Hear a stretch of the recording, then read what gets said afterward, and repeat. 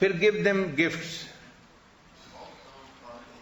وقت کے مناسب، موقع کے مناسب چھوٹے بڑے گفٹ جو ہیں وہ دینے چاہیے بچوں کو. اس سے بچوں کے دل میں محبت آتی ہے. ہمیشہ ہر بات میں پازیٹو سائڈ کو دیکھنا چاہیے، نیگیٹو سائڈ کو نہیں دیکھنا چاہیے. Be a mediator not a home breaker. تو فادر ان لا کو چاہیے کہ وہ میڈیٹر بنے، ہوم بریکر نہ بنے. ہم نے دیکھا ہے کہ بہت سارے گھروں میں بچی اگر بتاتی ہے کہ خاوند مجھے ٹف ٹائم دے رہا ہے، ستا رہا ہے، تو سب سے پہلے اس کا باپ ہی کہتے ہیں اچھا تجھے جانے کی کوئی ضرورت نہیں. تو گھر کو توڑ دیتے ہیں. یہ ذہن میں رکھیں کہ جوڑ ہمیشہ توڑ سے بہتر ہوا کرتا ہے. جوڑ ہمیشہ توڑ سے بہتر ہوا کرتا ہے. ہر ممکن کوشش کرنی چاہیے جوڑ پیدا کرنے کی. ایک مرتبہ نبی علیہ السلام سیدنا عثمان غنی لانو کے گھر تشریف لائے تو دیکھا کہ ان کی بیٹی سیدہ رقیہ رضی اللہ تعالیٰ عنہ وہ حضرت عثمان غنی رضی اللہ عنہ کا سر دھو رہی تھی، پانی ڈال رہی تھی، صابن لگا رہی تھی، تو اپنے خاوند کا سر دھو رہی تھی. تو نبی علیہ السلام دیکھ کر خوش ہوئے اور آپ نے حضرت رقیہ رضی اللہ عنہ کو فرمایا کہ بیٹی اپنے خاوند کا بہت خیال رکھا کرو. یعنی ایک کام کرتے دیکھا، اس کو اپریشیٹ کیا کہ بیٹا تم بہت اچھا کر رہی ہو، اپنے خاوند کا اور اچھا خیال رکھا کرو. اسی طرح اگر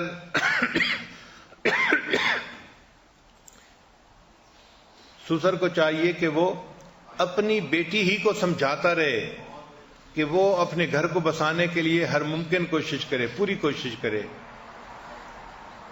گڑبڑ کہاں ہوتی ہے کہ بیٹی کو نہیں سمجھاتے، صرف اپنے داماد کو سمجھانا چاہتے ہیں. اور جو بیٹے کے ماں باپ ہیں وہ بہو کو سمجھاتے ہیں، بیٹے کو نہیں سمجھاتے، کچھ بھی نہیں کہتے. بیٹا جو کر رہا ہے اس کو ڈیفینڈ کرتے رہتے ہیں، اس کی غلط باتوں کو بھی ڈیفینڈ کرتے ہیں، اور یہاں سے پھر پرابلم جو ہیں وہ شروع ہو جاتے ہیں.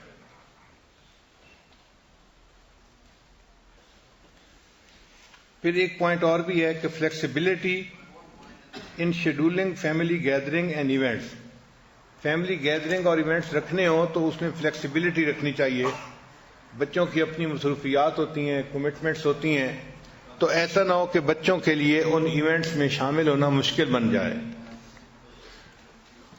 Fairness and equal treatment in giving gift between children and grand children.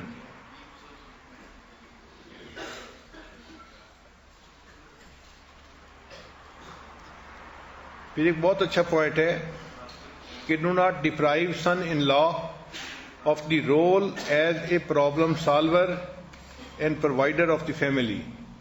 چونکہ فیملی کو تو جو چیز پہنچانی ہے اسی نے دینی ہے نا، وہ ذمہ دار ہے، اور ان کا پرابلم سالور بھی وہی ہے. اس کو اس سے ڈپرائیو نہیں کرنا چاہیے.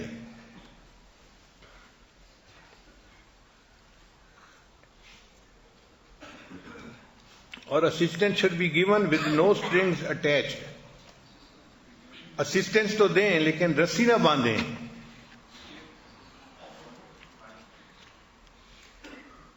پھر cushioning the intrusive demand of mother in law.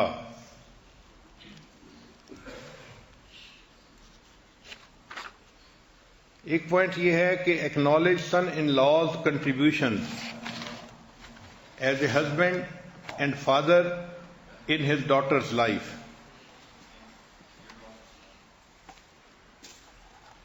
Take interest in son in law's work. Son in law کا کوئی کام ہے تو فادر ان لا کو چاہیے کہ اس طرح انٹرسٹ لے جس طرح اپنے بیٹے کے کام میں کوئی انٹرسٹ لیتا ہے. کیونکہ اس وقت اس کو سپورٹ کی ضرورت ہوتی ہے تو اس کو سپورٹ کرنا چاہیے.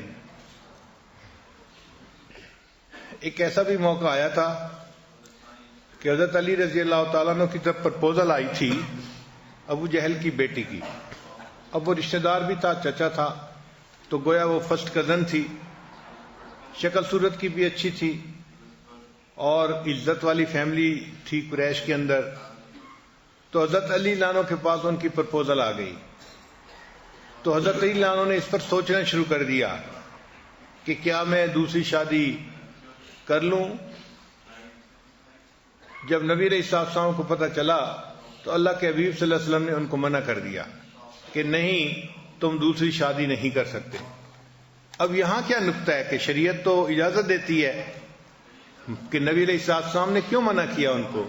تو علماء نے اس کی وجہ لکھی ہے کہ جب سوکھن آتی ہے نا تو وہ ایک دوسرے کو ان کے والدین کے تانے دیتی ہے.